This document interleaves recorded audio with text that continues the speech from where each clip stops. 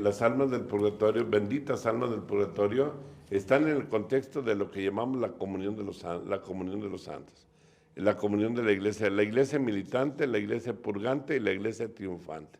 Porque el purgatorio es un lugar de amor, es un lugar de sufrimiento, pero es un sufrimiento que no lleva a la desesperación. La Santísima Virgen María consuela a las almas del purgatorio.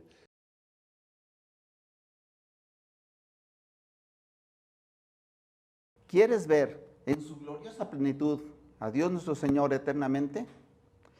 ¿Cómo te limita llegar a hacerlo de manera directa? ¿Cómo es la misericordia de Dios y su justicia? Esto y más hablaremos en el tema de hoy, el purgatorio. Y para ello tenemos al Padre Jesús Ceja Álvarez. Bienvenido.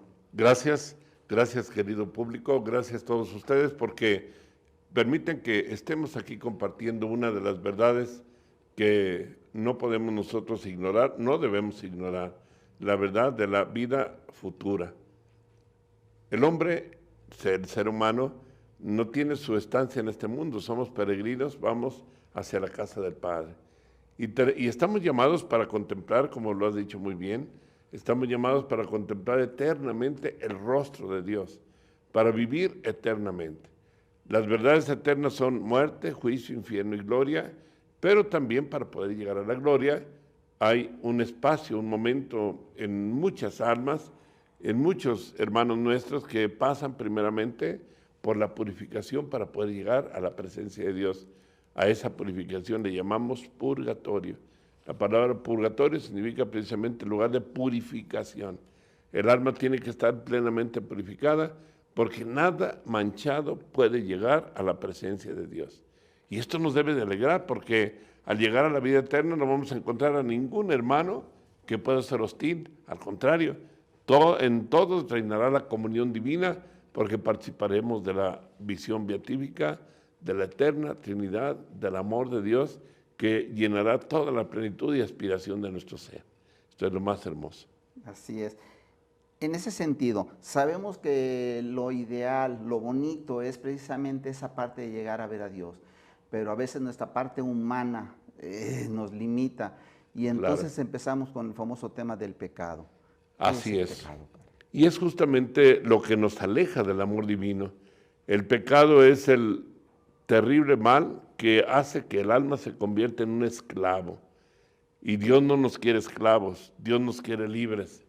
Y ya desde este mundo, por eso la insistencia permanente en toda la Sagrada Escritura de la conversión, convertidos porque el reino de Dios ha llegado, decían los profetas, y nuestro Señor nos llama urgentemente a la conversión en su palabra, en su mensaje de vida, en toda la Sagrada Escritura. Y no digamos ya la Santísima Virgen María, nuestra Madre, que ha venido en muchas ocasiones del cielo y siempre ella viene con esa llamada urgente a la conversión. Basta mirar a Fátima, Portugal, cuando viene con los pastorcitos, los santos pastorcitos, y nos habla por medio de ellos de la penitencia, de la oración, del ayuno, del rezo del Santo Rosario. ¿Para qué? Para que alcancemos precisamente la visión eterna. Y hay un episodio muy hermoso en la vida de los pastorcitos que nos va a dar la clave de la importancia del purgatorio para tomar en cuenta como lugar de purificación. Sor Lucia, la sierva de Dios ahora venerable, que está camino a los altares, le pregunta a nuestra madre, junto con los pastorcitos, si por algunos familiares que habían partido de esta vida y habían muerto. Y por ahí nuestro Señor, o nuestra Madre Santísima, cuando preguntan por el estado del alma de un familiar o de una amistad, le responde nuestra Madre que va a estar sentenciada al purgatorio hasta el fin del mundo. Les dijo en aquella ocasión, para una persona. Por eso qué importante es orar, porque si hay una sentencia, aunque sea hasta el fin del mundo, la sentencia ahí está. Pero si nosotros oramos e insistimos y ofrecemos sufragios por las almas de quienes han sido sentenciados, esa sentencia puede estarse reduciendo y puede inclusive extinguir hasta llegar el momento en que se ha quedado abolida por la misericordia de Dios y aquella alma va a gozar ya de la presencia de Dios por haber sido ya purificada. Muy bien, padre, muchas gracias. Yo quisiera si nos puede definir o cómo es que la Iglesia Católica define lo que es el purgatorio, porque muchos de nosotros no tenemos conocimiento de eso exactamente. Sí, es muy importante que, desde luego, la Iglesia define o la iglesia habla y presenta como doctrina lo que tiene como fundamento en las Sagradas Escrituras. Y en las Sagradas Escrituras hay algunas referencias, no son muchas realmente. Una de las referencias más viables y más directas a la doctrina del purgatorio es la de aquella colecta que hace Judas Macabeo.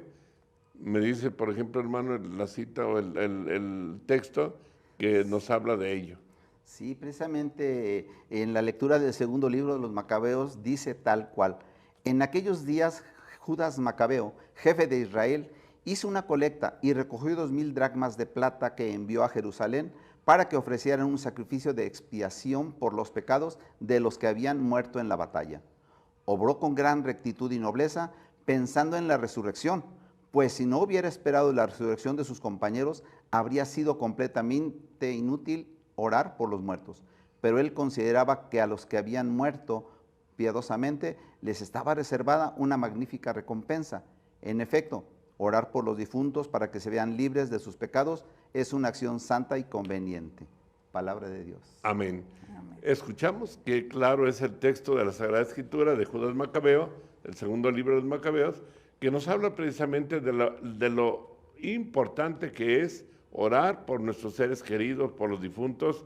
Es una doctrina que siempre la Iglesia tradicionalmente la ha presentado y ha exhortado a todos sus hijos a que no perdamos esa práctica de orar por nuestros seres queridos que van ya a la presencia de Dios. Recuerdo un episodio muy bonito, muy hermoso de la vida de San Agustín y de su madre Santa Mónica. Santa Mónica y San Agustín dialogan ya en las vísperas de que su madre de Agustín parte a la vida eterna, y San Agustín ya está convertido, es ya obispo consagrado, es ya un hombre que ha ganado ya una victoria contra el pecado, porque había vivido una vida de pecado. Santa Mónica, con sus lágrimas, con su oración, logró, por gracia de Dios, que Agustín, su hijo, se convirtiera. Y en aquel diálogo le dice Santa Mónica a San Agustín, le dice: hijo, ya no tengo nada que hacer en este mundo, he cumplido ya mi misión, ahora ya me voy a la vida eterna, pero sí te pido, hijo mío, que nunca me olvides en el altar de Dios, nunca me olvides en el altar de Dios. O sea, que estuviera orando por ella, por su madre, aunque ella era una mujer santa, ella sentía la necesidad de que por su alma se orara.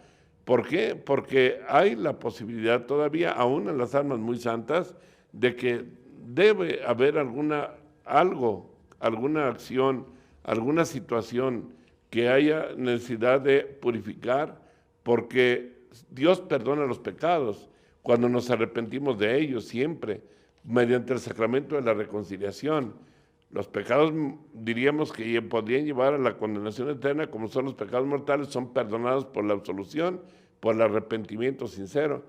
Pero queda siempre lo que la Iglesia llama la pena temporal, que se ha de pagar, o es una deuda que hay que pagar para purificar bien el alma, o en esta vida con las penas, los trabajos, los sufrimientos. Por eso es tan importante vivir un victimado de amor, o sea, ofrecer nuestros sufrimientos y trabajos de la vida, la cruz, diríamos, de cada día. Aquí se justifica aquello que Jesús nos dice, ¿no? El que quiera ser mi discípulo, tome su cruz de cada día y sígame. Porque es a través de la cruz, del sufrimiento, del dolor, de la pérdida de nuestros seres queridos, que nos hace sufrir, desde luego, cuando se han ido de nuestro lado y están ya con Dios. Todos los sacrificios y ofrendas que hagamos van en purificación de la pena temporal. También, es otro punto, están las indulgencias, sobre todo la indulgencia plenaria, donde Dios nos enseñó, la palabra indulgencia significa perdón, perdona también por el ministerio de la Iglesia, Por eso la iglesia tiene también esa autoridad a través del vicario de Cristo en la tierra, que es el Papa, para conceder la gracia de la indulgencia, que es precisamente aplicarla por aquellos seres queridos que se han ido, y si por alguna razón están en el purgatorio, puede ser que por una indulgencia plenaria aquella alma quede totalmente ya saldada su deuda y pueda ya haber terminado su purificación y volar a la presencia de Dios totalmente purificada. Entonces quiere decir, Padre, que nosotros de esa manera podemos ayudar a las almas del purgatorio, ¿verdad? Exactamente. Decía el santo cura de Ars, este gran santo, que una de las obras de caridad más agradables, más gratas a los ojos de Dios, es la de orar por nuestros difuntos, por nuestros seres queridos. Yo quiero a través de este mensaje exhortar a mis hermanos, a todos ustedes que participan de este tema, de este programa, a que no dejemos de orar por nuestros seres queridos. Hoy sucede con mucha frecuencia, escuchamos que una persona muere y con mucha frecuencia se dice, ya está en el cielo, ya está con Dios, ya murió, ya se fue al cielo. No debemos ser tan atrevidos en una afirmación de tal medida. ¿Por qué? Porque sí, nuestro deseo es que ya nuestros seres queridos estén con Dios, pero también es importante que aquella alma que ha salido pueda ser totalmente purificada y puede tener alguna deuda que saldar, que pagar por las fragilidades y debilidades de la vida presente. El padre Pío, San Pío Pietrelcina, en su vida de él, narraba experiencias de almas de religiosos, de compañeros de comunidad, que muchas veces los veía que estaban cubriendo un deber que no hicieron en la vida y que necesitaban de alguna forma expresar esa deuda que ahora se estaba pagando todavía en el purgatorio. Por ejemplo, el padre Pío veía algún monje, algún fraile que estaba sacudiendo, haciendo aseo, trabajando, porque en alguna vez por negligencia no lo hizo cuando estaba en la comunidad, o muchas veces acciones de poca calidad para con los hermanos, de desprecio a los hermanos, debilidades pues de la vida cotidiana, que muchas veces deudas que no hemos pagado. Hay aquí, por ejemplo, algo muy importante cuando tenemos una deuda material, y esto nuestro Señor muchas veces ha permitido de una forma misteriosa que solamente Él lo sabe, que algunas almas entren en comunicación con algún ser querido, algún familiar, para notificarles una deuda. Recuerdo, por ejemplo, que en el seminario, cuando yo estudiaba la teología, teníamos un padre espiritual, padre Miguelito Sánchez se llamaba, ya está en la presencia de Dios, y él nos comentó que cuando él era padre espiritual en el seminario de Colima, ahí estuvo de padre espiritual, una vez fue llamado para auxiliar a un enfermo muy grave. Iba caminando a auxiliar al enfermo y en el camino salió al encuentro del padre un señor, una persona, y le dice, padre, quiero que aplique por mí una misa, porque necesito esa intención de la misa. Y el padre le preguntó, sí, cómo no, hijo, ¿cómo te llamas? Y ya le dio el nombre y apuntó el nombre. Y siguió el padre su camino para auxiliar al enfermo. Y cuando regresó, recordó de aquel hombre que le había pedido la intención de la misa y preguntó en el caserío por donde él cruzó, donde él salió al encuentro en el camino este señor, preguntó por él, su nombre y apellidos. Y le dijeron, sí, ahí está la casa donde vive la viuda. Le dijeron, la viuda. Era precisamente él que había fallecido hacía unos años antes y que salió al encuentro. Entonces dice, ¿cómo? Pero lo encontré este señor, sí, ahí está su casa. Entonces va a la casa, toca y sale la señora y dice, preguntó por este señor y dice la señora, sí, era mi esposo, tiene, no recuerdo, algunos años que había fallecido. Y dice, pues lo acabo de ver y me dijo de una intención de una misa. Y ya le dice la señora, le dice, esta es la fotografía de él, ¿sí es la persona que usted vio? Sí, exactamente es la misma persona que yo encontré en el camino, ¿no? Estaba necesitado de la intención de esa misa para salir ya a la presencia de Dios. Entonces el padre Miguelito le dice a la señora, pues venga usted con sus hijos para participar en la Eucaristía, para ofrecerla por él, porque seguro es lo que él necesita ya para llegar a la presencia de Dios. La Eucaristía es uno de los medios más adecuados, más hermosos. Por eso es importante anotar misas por sus familiares, apuntar en sus intenciones por su eterno descanso. No solo cada año que cumplen algún año, algún aniversario, sino con frecuencia estar aportando esta obra de caridad por su alma, porque si ya está en el purgatorio, con la Eucaristía puede llegar a la presencia de Dios. Es una pregunta precisamente que traía, Padre, en el sentido de, porque tengo un familiar que falleció y ofrezco una misa por él, o inclusive a lo mejor hago una indulgencia plenaria por él. ¿Basta una indulgencia plenaria para que él pueda purificarse y ver la gloria de Dios? Bueno, yo pienso que si se aplica y de veras con todos los requisitos necesarios para la indulgencia, ganar la indulgencia plenaria, se aplica por la persona, puede ser una indulgencia, por eso se llama plenaria, porque la palabra plenaria significa que por la gracia de la indulgencia se perdona toda la pena temporal, es plenaria, es toda la pena temporal. Y si aquella persona tenía bastante deuda, con la aplicación de la indulgencia puede saldar toda esa deuda y ya ir a la presencia de Dios. Cabe decir también, es muy importante, qué se requiere para ganar la indulgencia plenaria. Porque muchas personas creen que, sí, voy a ir a ganar la indulgencia plenaria porque me han concedido la iglesia la gracia de, por ejemplo, en un aniversario o algún jubileo de una iglesia particular, o por algún aniversario, como cuando el Papa decreta a nivel de la iglesia un año santo, ganar la indulgencia con las características que son: primera, es confesión de los pecados. La persona que quiere ganar la indulgencia, aunque sea aplicada por aquel familiar, tiene que hacer un acto realmente de arrepentimiento y conversión y pedir el perdón de los pecados a través de una buena confesión.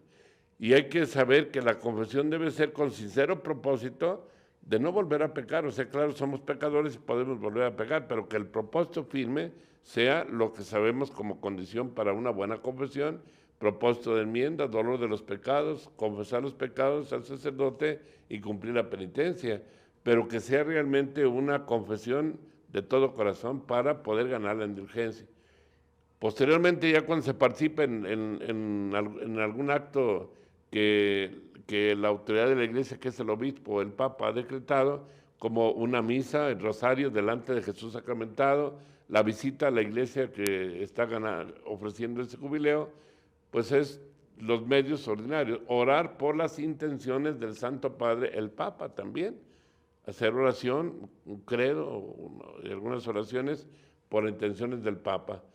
Necesario pues todos esos elementos para que se gane la indulgencia, entonces sí, aplicarla por algún familiar o familiares. Sí. Oiga, padre, una pregunta. Ahorita que comentó usted que cuando nosotros ofrecemos misa por algún familiar o por las almas del purgatorio, o sea, tenemos que ir a que la anoten, o sea, por ejemplo, si yo voy a misa y antes de iniciar yo internamente digo: Señor, ofrezco esta misa por las almas del purgatorio, por mis papás, etcétera, ¿se vale o tengo que ir a que me la...? Bueno, desde luego que sí se vale, que yo voy con esa intención y hago toda la intención por hacerla, pero sí es muy importante el recurso de anotar con el sacerdote en el lugar donde se está celebrando la Eucaristía o se va a celebrar la Eucaristía el nombre de la persona. Había una costumbre muy, muy buena que todavía en algunos lugares se conserva, de las misas gregorianas, en honor del Papa San Gregorio, que mandó que, por ejemplo, 30 misas seguidas, aplicadas por una persona, fueran con esa intención de pedir por el alma de aquella persona, y se le llaman gregorianas. Es otra forma también de aplicar los méritos de la Eucaristía, del mérito de Jesucristo por aquella alma para que se termine de purificar. También hay personas que preguntan, aquí no han hecho la pregunta, pero estarán haciendo la pregunta, que si una persona, por ejemplo, o sea, al estar aplicando por aquellas personas, ya no está en el purgatorio, que ya precisamente se fue a la vida eterna, que bueno, pero entonces, ¿qué pasa con aquellas oraciones y súplicas por aquella alma del purgatorio que ya no está ahí? ¿Qué pasa con ellas? Esas gracias se van a otras almas que están ahí. O sea, ¿por qué? Porque Dios distribuye los medios, las gracias a donde nosotros las aplicamos. Por eso es tan importante también las misas por las almas del purgatorio, por aquellas almas por las cuales nadie muchas veces pide en forma objetiva o concreta, sino que solamente se ha orado por las personas concretamente que se conocen, y las que no quedan en el olvido. Tenemos que orar por todas las almas del purgatorio. Me ganó la pregunta, padre. Sí. Respecto de las almas del purgatorio, ahorita estamos hablando de que nosotros oramos por ellas y bueno, tenemos esa gracia de Dios de poderlas ayudar a que completen su purificación para llegar al cielo, pero ellas pueden hacer algo por ellas o ellas pueden interceder por nosotros. ¿Qué papel juegan en eso?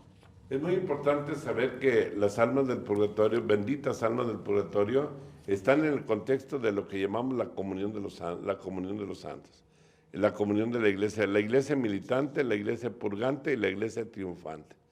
La iglesia es una sola, la iglesia está en los tres, diríamos, como estadios, ¿no? El estadio le llamamos militante a los que todavía vivimos en el mundo, que vamos caminando. Se le llama purgante, que son precisamente estas almas que están en el purgatorio. Ellas por sí mismas ordinariamente no pueden lograr gran cosa. O sea, lo único que hacen es ofrecerse o inmolarse, y cuanto más sufren, más desean sufrir. Porque el purgatorio es un lugar de amor, es un lugar de sufrimiento, pero es un sufrimiento que no lleva a la desesperación, al desatino, ni tampoco al vacío, sino que es un tiempo de purificación que lleva al gozo de poder inmolarse por la purificación de su alma y unirse a Dios, y están ahí en esa continua ofrenda de amor a nuestro Señor, y desean sufrir más y más. La Santísima Virgen María consuela a las almas del purgatorio. Es también algo muy hermoso, porque sabemos que ella como madre está al pendiente de sus hijos, y sus hijos del purgatorio en el corazón de María están en un lugar muy privilegiado. Por eso se ha dicho que sobre todo los devotos de la Santísima Virgen María, pronto la Santísima Virgen María se los lleva al cielo. Es muy frecuente también, es otro detalle, que hay personas que son tan devotas de la Santísima Virgen María, consagradas a ella, como los que son devotos del Santo Escapulario, que acaba de pasar la fiesta del Escapulario, llevan el Escapulario a la Virgen del Carmen. La Virgen prometió, y así se ha hecho, que no morirá nadie sin los auxilios espirituales, llevando con devoción el Escapulario. Pero también muchas veces permite que la persona salga de este mundo un sábado, que es el sábado dedicado a la Virgen, y en poco tiempo, a lo mejor al siguiente sábado, la Virgen se lo lleva a la gloria eterna, ¿no? Ella es una magnífica abogada, y hay cantidad de milagros y de prodigios, desde luego atribuidos y realizados por la Santísima Virgen María en las almas del purgatorio. Hay algunas imágenes donde se representa al purgatorio y la Santísima Virgen María ahí consolando a las almas del purgatorio. Es por eso que debemos mantener una devoción filial, amorosa a la Santísima Virgen María, para que ella al final de nuestra vida nos lleve pronto al cielo, a gozar de Dios. Estoy recordando en este momento un incidente que sucedió aquí en uno de los pueblos de los Altos de Jalisco, y esto es un hecho histórico, real, de unas familias que yo conozco, que en una ocasión tuvieron la experiencia, una de las familias tuvo la experiencia de que se le presentó un sacerdote y le decía que fuera a la casa de sus familiares, de su familia, y le dio el dato, el domicilio exacto donde vivía este sacerdote. Y le dijo: yo soy sacerdote, y se presentó su nombre, dice, y morí en un accidente de carretera hace justamente un mes. Dijo la fecha de su muerte.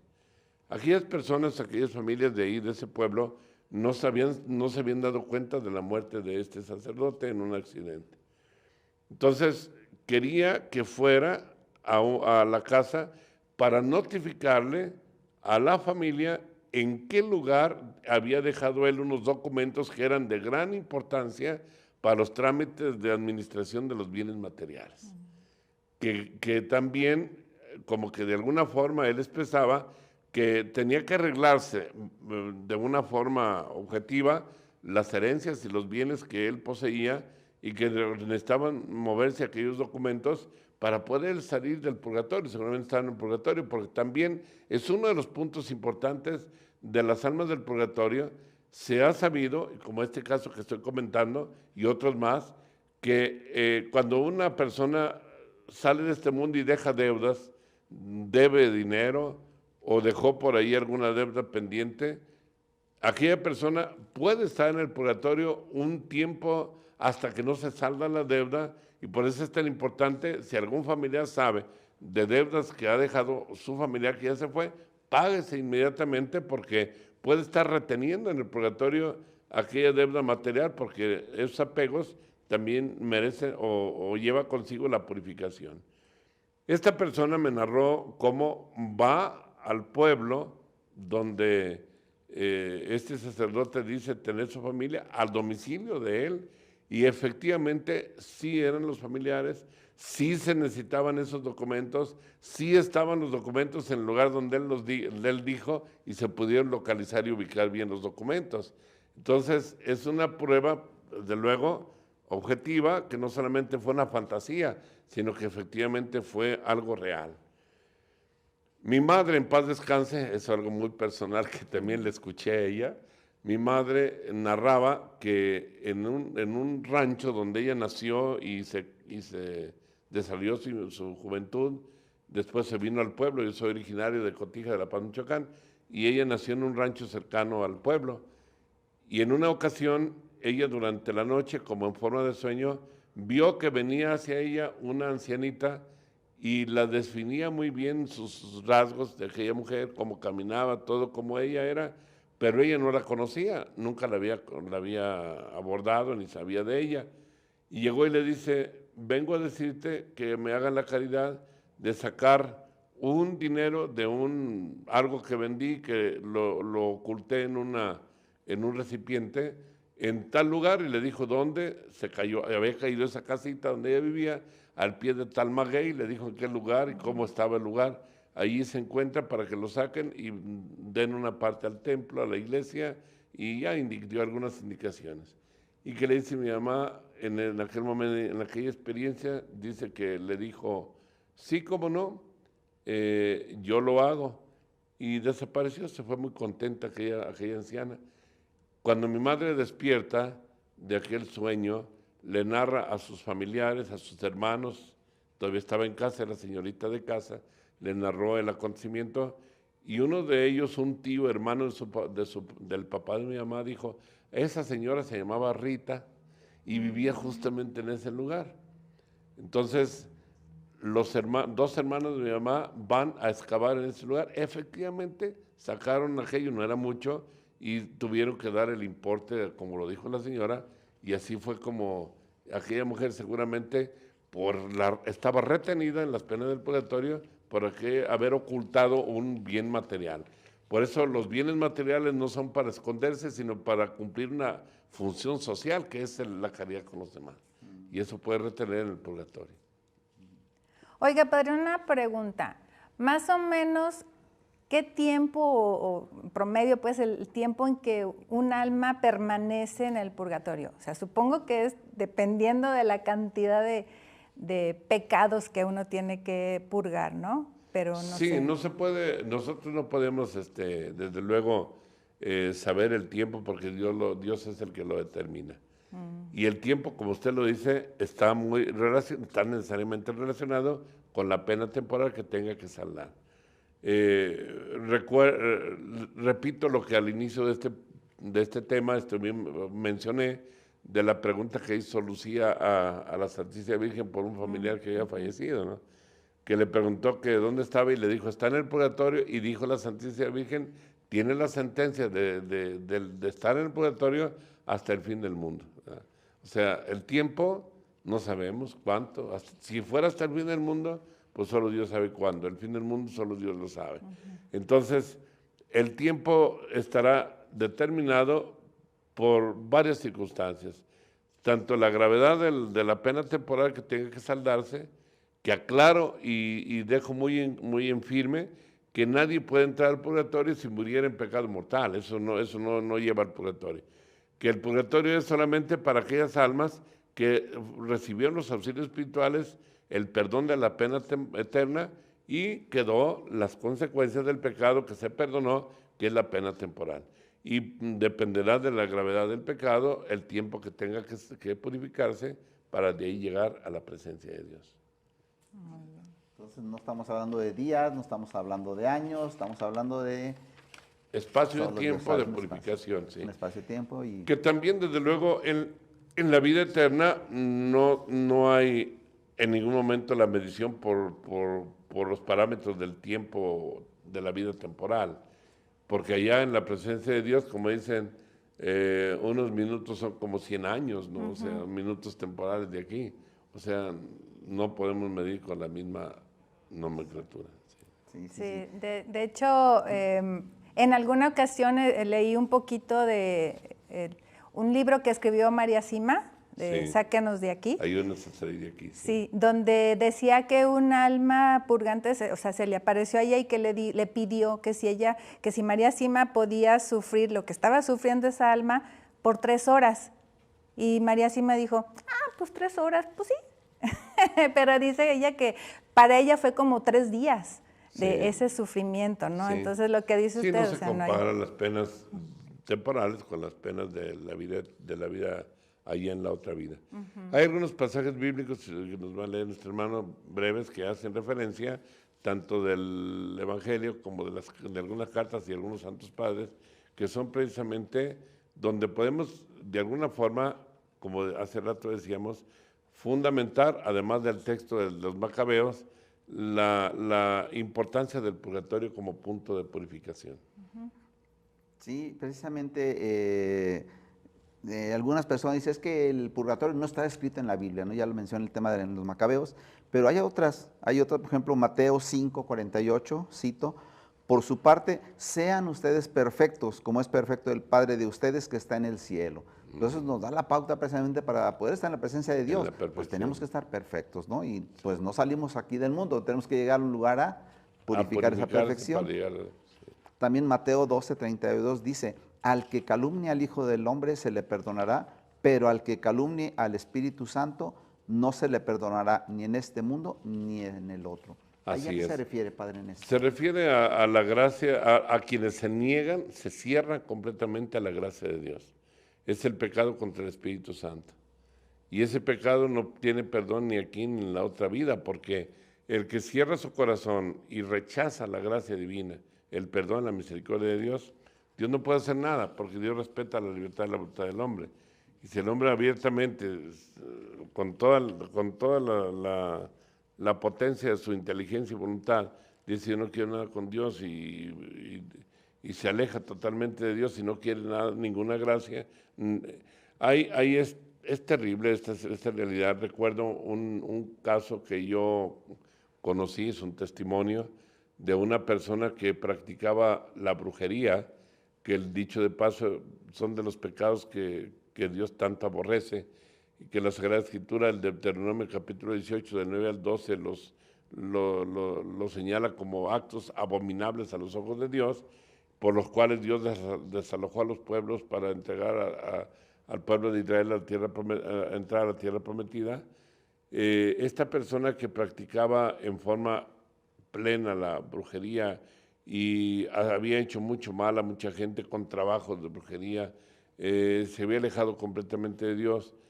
Esta persona llegó al momento final de su vida y, desde luego, por prudencia, no digo ni el lugar ni de dónde es, porque sí lo conocí el caso, esta persona le llevaban sacerdotes para que la auxiliara y no quiso nunca aceptar la gracia de Dios. Corría a los sacerdotes con insultos, con palabras groseras. Y así llegó el momento final, porque estaba ya agonizando aquella pobre mujer, y algunos vecinos acudieron para ayudarle, supuestamente a morir, pero no soportaba las oraciones. Seguramente pues los demonios habían poseído su alma, y estaba aquella mujer totalmente cerrada, la gracia de Dios, no quiso nada con la gracia divina. Y decían las personas, un buen grupo que me comentaban, que estaban ahí rezando el rosario, que en el momento en que aquella mujer expiró, o sea, murió, abrió la boca desorbitadamente y vieron todos al mismo tiempo cómo salía de su boca como una víbora horrible y se enroscaba en la cama donde ella estaba. Salieron las personas huyendo de ahí, con mucho pánico, ¿no? Porque pues, estuvo terrible aquella escena, y ahí se quedó el cuerpo de aquella pobre mujer. Una víbora salió de su boca. Cuando el alma se cierra a la gracia de Dios, pues corre ese riesgo de perderse eternamente. Sí. Y pues en ese sentido también Lucas 12:59 dice, yo te aseguro que no saldrás de allí, del purgatorio, hasta que no hayas pagado el último centavo. Sí, habla desde luego en forma relacional, relacionando un poco con las deudas que en esta vida se pagan. No es un ejemplo que pone el Señor, pero de alguna forma se puede aplicar precisamente a la deuda que tenemos que saldar hasta el último momento para llegar a la gloria de Dios. Sí. Oiga, Padre, ¿y cómo podemos diferenciar? También leía en alguna ocasión que muchas veces también el diablo, el demonio, pues se presenta como si fuera un alma del purgatorio. Un ángel de luz, sí, Ajá. como ángel de luz. Yo creo que la forma, el conocer o diferenciar en una experiencia de tipo sobrenatural, si aquella presencia es un alma realmente que Dios permita, que Dios de alguna forma permita, yo diría por medio del ángel de la guardia de aquella alma que está en el purgatorio, venir a dar alguna notificación. La diferencia es que las almas que están con Dios en el purgatorio, que muchas veces yo pienso que serán representadas por su ángel guardián, que los acompañó en esta vida y que está abogando para que lleguen al cielo, darán como fruto paz, gozo, alegría, y no les permitirán sentir miedo, o sea, algo suave. Los frutos del Espíritu Santo son alegría, gozo y paz. Yo diría, por los frutos se sabrá cuando algo es de Dios o cuando no es de Dios. El ángel el espíritu maligno muchas veces puede disfrazarse de ángel de luz, pero no puede esconder la cola que genera la intranquilidad y el desasosiego. Siempre la persona sentirá frío, sentirá rechazo, cierto enojo con la presencia de algún ser extraño, que aunque diga ser un alma, pues no es el alma, es un demonio, ¿verdad? Entonces la diferencia es la experiencia que genera la presencia de ambos dos. Okay. Los grandes, vamos a decir, las acciones que se pueden hacer, por ejemplo, para precisamente favorecer a la purificación de las almas, ya lo mencionaba, celebrar misas por ellas de manera especial, colocar el nombre de ellos sobre el altar, que es lo que se hace aquí. El rezo del Santo Rosario. Ese es el que le hace de manera especial. La importancia del Santo Rosario. El rezo del Santo Rosario. Desde luego, porque la Santísima Virgen María, en el rezo del Santo Rosario, alcanzará de las almas, para las almas, grandes beneficios. Y es nuestra Madre que siempre está con nosotros. Sí. Oiga, Padre, bueno, estaba escuchando, leyendo también, mi duda es qué sucede, por ejemplo, con las personas que se suicidan, o con las personas que a lo mejor son drogadictos, no sé. Es importante, en cuanto a la pregunta esta, hacer una diferencia. ¿A qué me refiero con una diferencia? La diferencia entre una persona que, diríamos, ahí calaría al pecado contra el Espíritu Santo, que en plenitud de conciencia, sin cohesión interna, psicológica, sino que con toda alevosía y ventaja se quita la vida, corre el riesgo de perderse eternamente.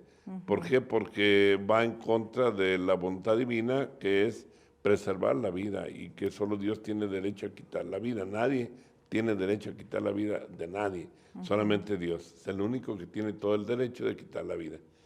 Pero hay que diferenciar de las personas, como usted acaba de mencionar, en algunos casos se puede dar, que están tan influidos psicológicamente que han perdido la libertad de la voluntad.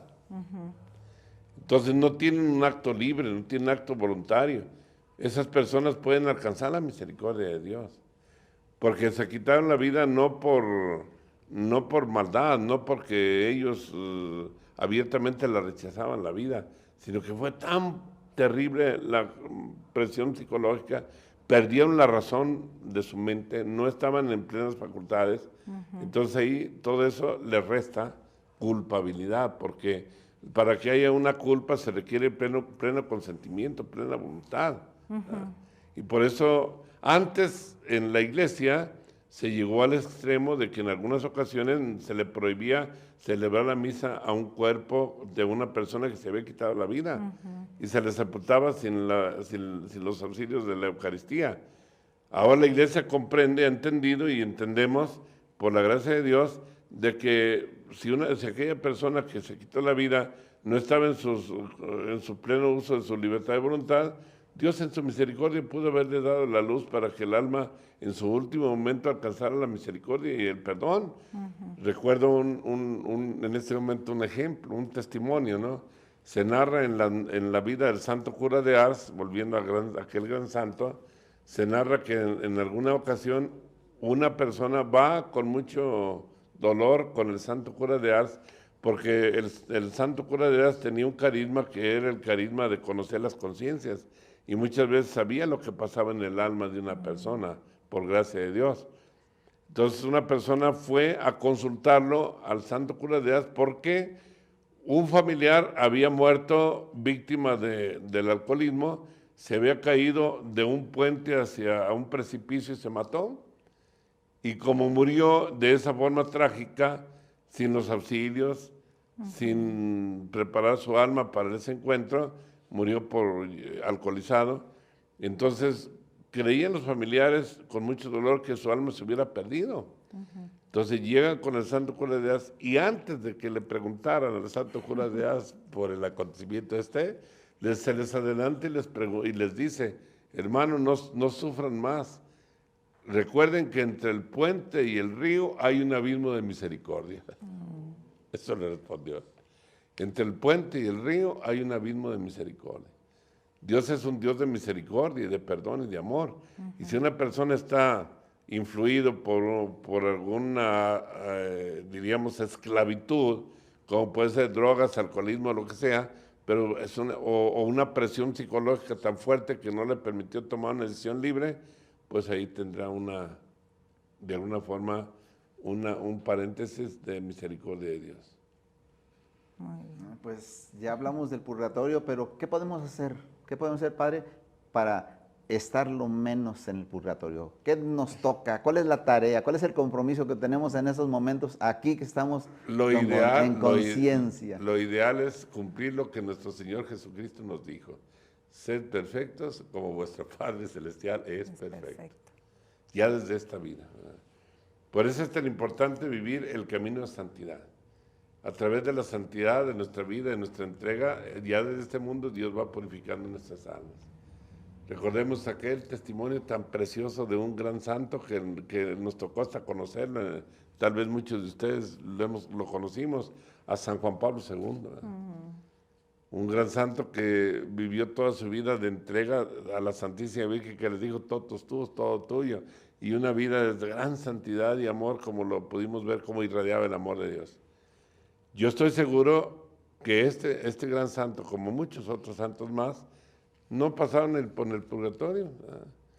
Estaba, de hecho, sabemos por las redes sociales, por los medios de comunicación, que cuando el Santo Padre estaba ya en sus últimos momentos de vida en esta tierra, toda la plaza de San Pedro y el mundo entero estaba en una oración continua pidiendo por el Santo Padre, ¿verdad?